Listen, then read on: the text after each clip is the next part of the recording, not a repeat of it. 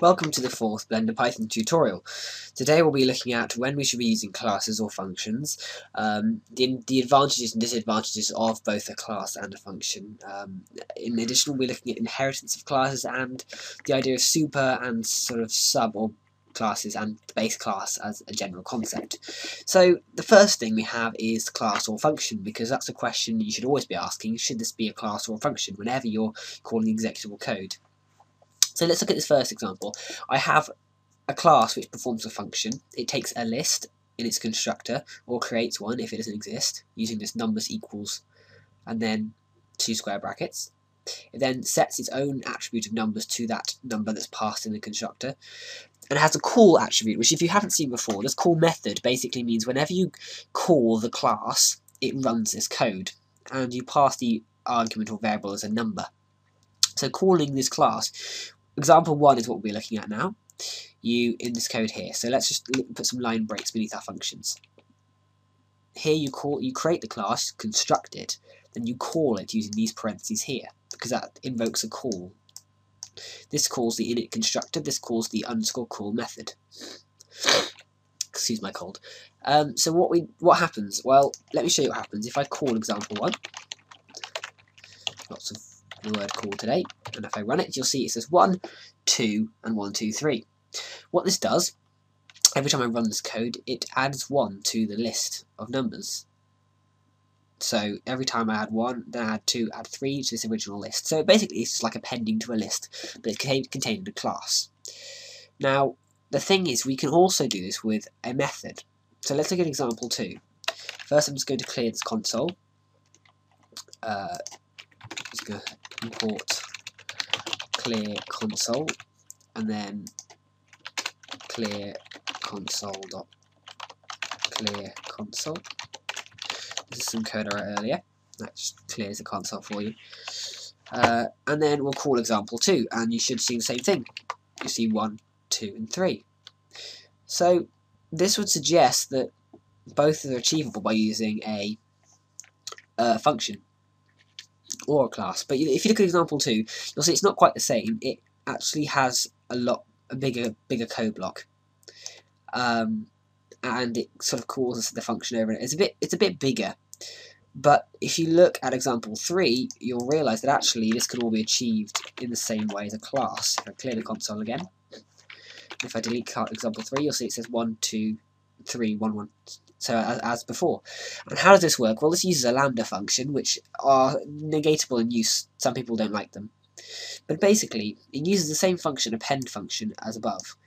But what it does is it takes the number, which you pass to the append lambda, and then it adds that into append function with the number variable. Now, because the numbers variable is updated every time this is called, it actually appends to a list which gets bigger each time, rather than just appending to the initial list up here. And if you look at the append function, it's a lot smaller than the class, and it's a lot simpler to read. If I remove the print statement, it's only that big. And in fact, I could even remove the function, and here just write numbers.append x. And you should see 1, 2, 3. Which is great, so it works. And this just demonstrates, actually, you don't really need to use classes all the time, and it's a very bad habit to get into using them all the time. So I'm just going to clear the console, delete my example 3 call, and if we look, in this case you'd want to use the function just because it's cleaner, smaller, and it's less obfuscated. But there are times when you do want to use functions and classes rather. Now, classes are really good for the following things. Firstly, they're good for grouping together functions which belong together, such as if you're invoking list operations, the append, remove, pop, and so they should all be connected by each other by the class that they're within. The other time you should use classes is if you're going to have multiple methods, more functions than just one function, which is sort of the same idea. If you want to store data, like self.numbers and more, then classes are great. If you want to have a very friendly user experience, and sometimes wrapping your functions in classes makes it easier for the user. It's all about thinking where you're going to use things. So definitely don't rule them out. I'd recommend going on to PyCon on Google and looking up PyCon 2012. There was a talk about when you should use classes and when you shouldn't, and that's very interesting. Okay, so that's the example for this example over. Let's look at now inheritance.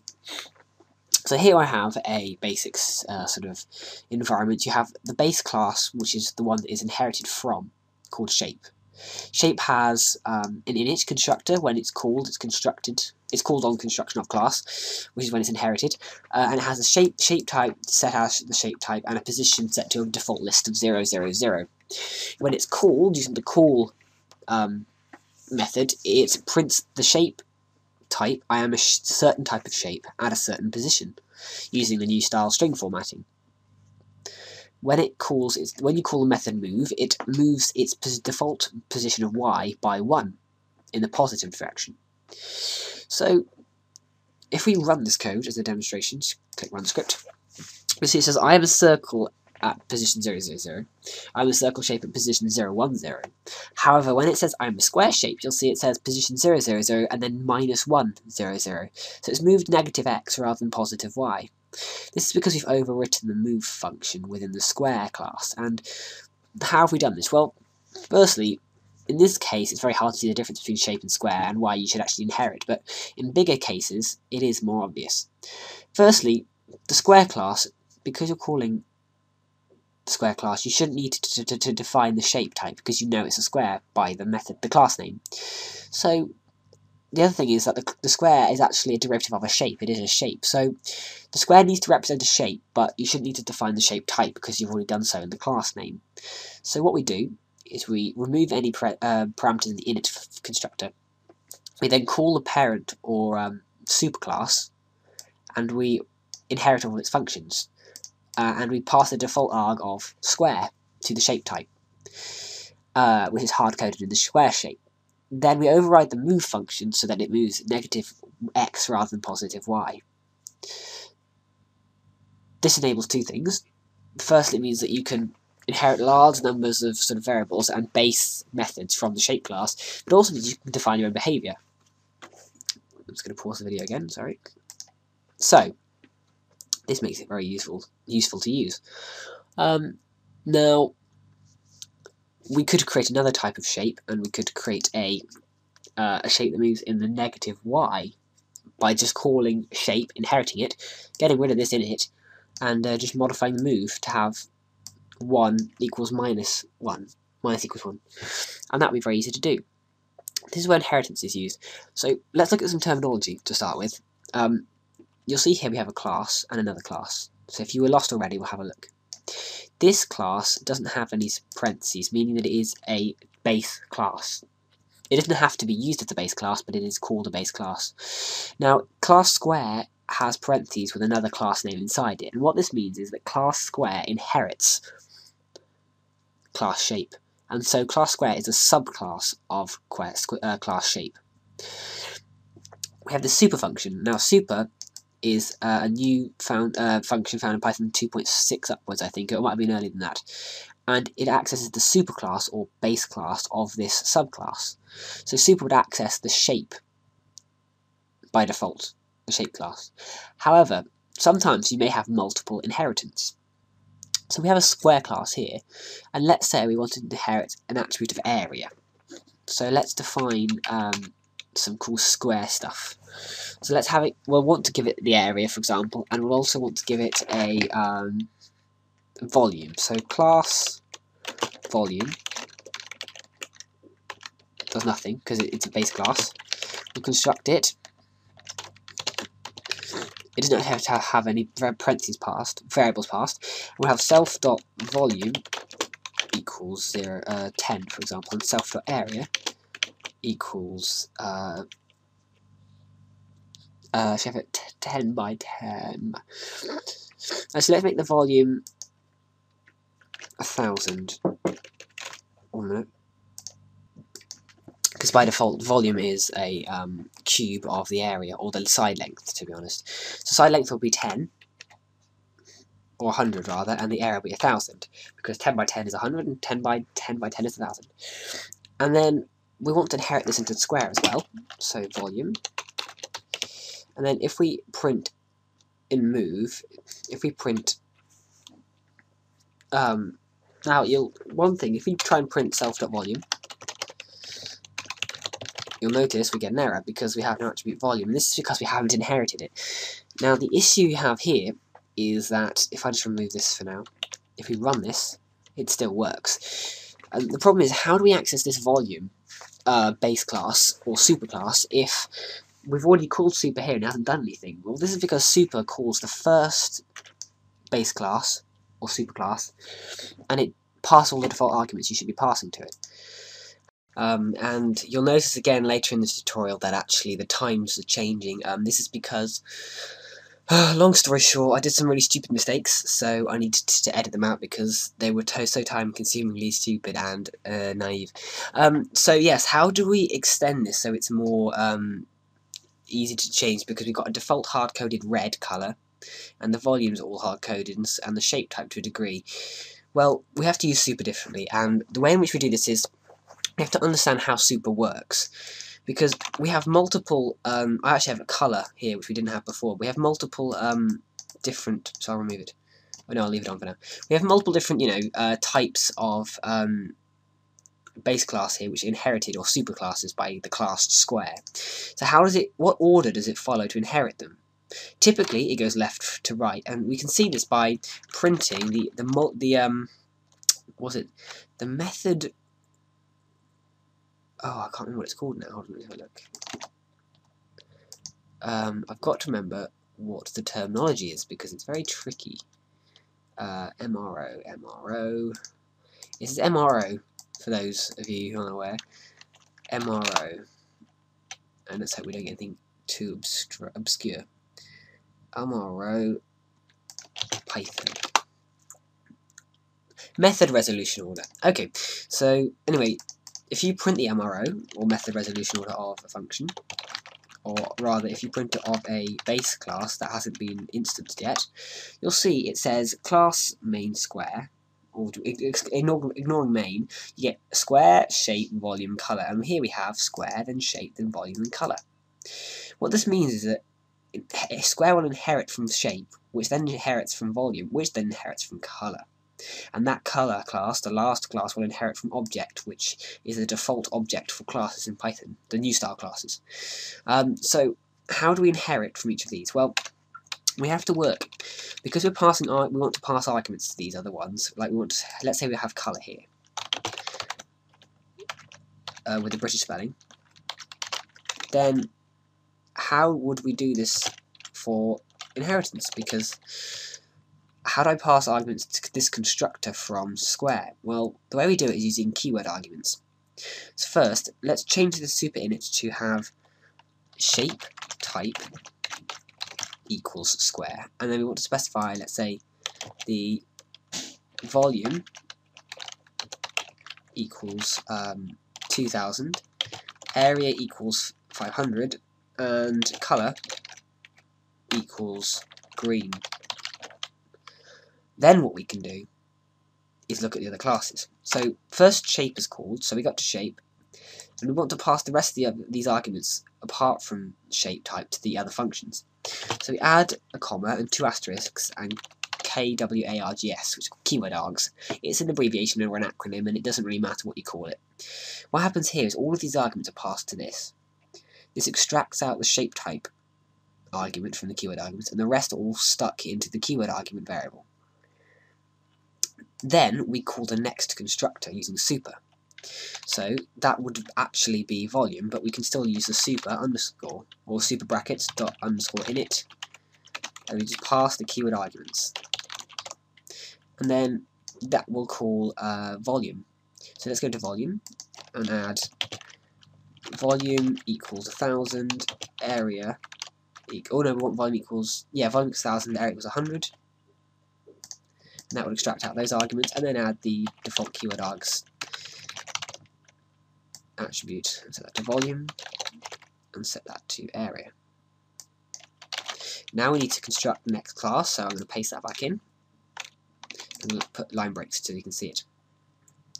And then we need to, in colour, we've extracted red here already, and then add keyword args again, so any spare args are removed, and then pass that over to the object. Now, the only issue you have here is really in understanding how this works.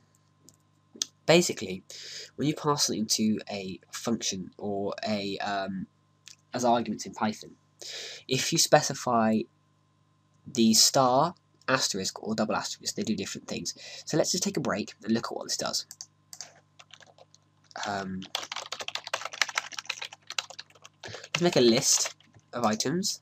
My list equals 1, 2. It'll be a tuple in this case. Okay, and just check that obviously that didn't cause any errors because some consoles don't like it. And then we'll make a function, define my func args print args. Now if you run this on my list, you'll see that we get an error. Args is not defined. Oh, you're silly. Well, that's not the error I'm expecting, but you will get an error, and it's oh, that's interesting. Oh, I see, of course.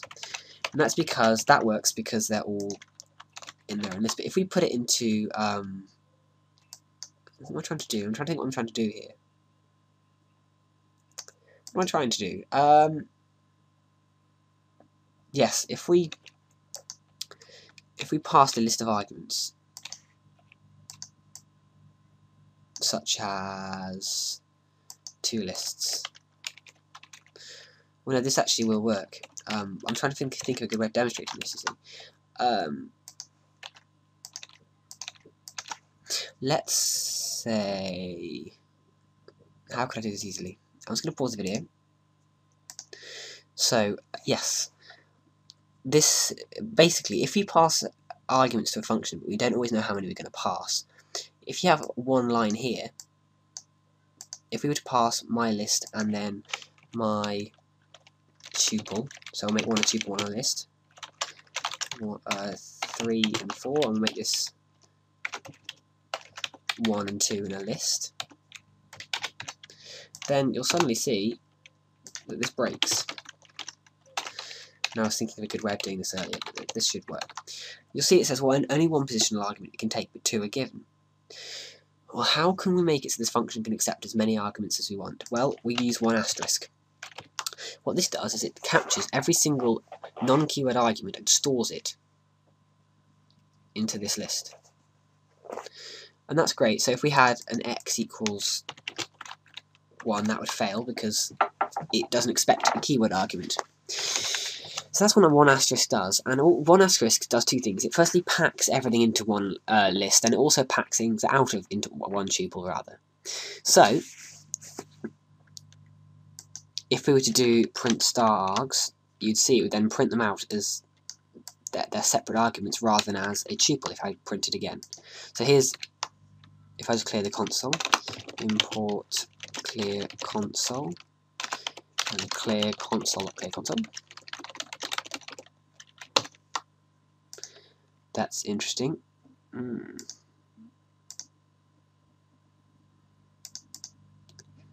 Inheritance. No, we're in arguments. Run the script. That's very interesting. Of course, that would help. Yes, and so if I print it with 2 arguments, you see that. But if I print it with the asterisk enabled and remove the line break, you see it removes the outer tuple and just prints both arguments. So you can pack and unpack using this function. But remember when I had the x equals 5? What if we have different keyword arguments like x and then y equals 7? That fails. So we need to specify those as being keyword arguments, and by doing this we add another comma, 2 asterisk and keyword args as an abbreviation or an acronym. Now if we print args and then keyword args, you'll see we have a dictionary of arguments and a list of arguments, or tuple of arguments. And then again, if we use the same methodology in reverse, we'll now get, of course, we have y equals 1 and x equals 1. That's interesting. It should unpack, but it won't work for keyword args actually. That's interesting. And you get dictionaries because y isn't a variable. So you can use these in reverse to unpack as a dictionary. and that's where these function arguments are used. So with that in mind, we go into our inheritance example. We pass all the keyword arguments, because they're all keyword arguments, to the first superclass, which calls shape in this case.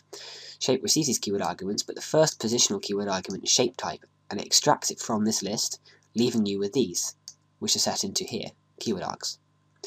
So the resultant variables are set into keyword args, and then they are passed to the next superclass, which is volume. And volume extracts the volume area from this list, meaning you now have only colour. And colour is then stored in keyword args, which is then sent to colour, the class. The colour class extracts colour, and any remaining args, which in this case is none, resulting in a blank dictionary, is assigned to keyword args, and that's passed to the object class. So this is how the inheritance tree works. This would make it very easy to create a new object by, let's say, having should we have a class name, or let's say class genre, and in it we call the init constructor init underscore self, and then genre equals rock, and then we specify self.genre equals genre. I don't know why shape would have a genre as rock, but we do. And then we have to pass the keyword args to the constructor and allow the keyword args to be captured rather. And thus, if we then add the genre to the inheritance tree and add a genre, we don't have to, we could leave it blank, but let's call it func. You'll now see, if I print dir self, we now have a volume, a shape type, a position, an attribute, a function of move, colour, area, and genre. Thus, it's very easy to add one in. And that's how inheritance basically works.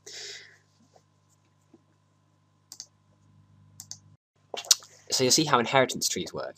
Now, one important thing I haven't really mentioned about classes, which I should really, is it's always important to create docstrings,